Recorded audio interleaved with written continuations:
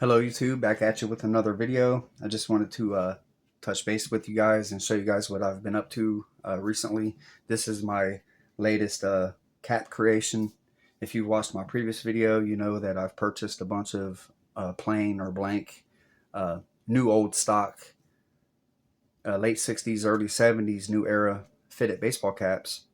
And I purchased them because I had the idea to make my own retro caps.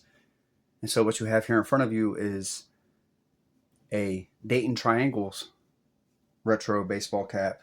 If you don't know who the Dayton Triangles are, they are credited as being the very first NFL football team. The very first NFL football game was played October 3rd, 1920 at Triangle Park in Dayton, Ohio.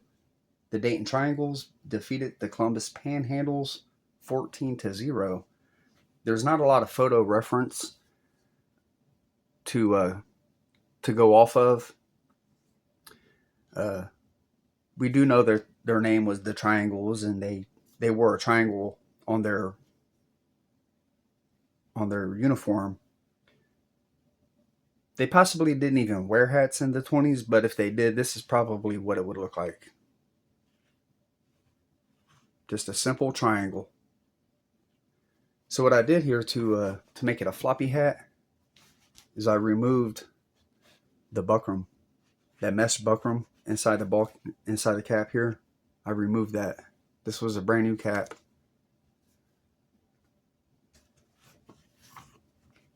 Because in 1920s, they didn't have structured baseball caps.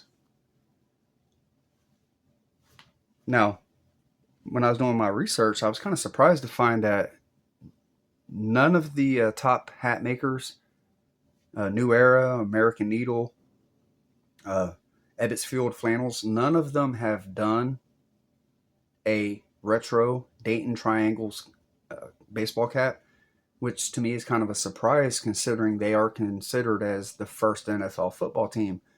And the retro hat market is a pretty big market.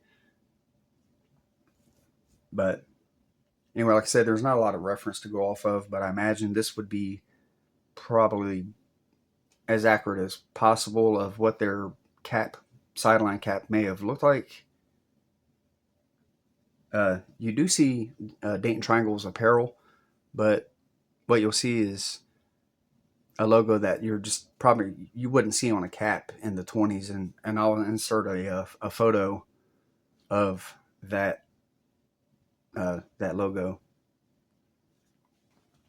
Anyway, just like the other caps, this is just felt, very simple. I just draw it out on a thin cardboard. I don't measure anything.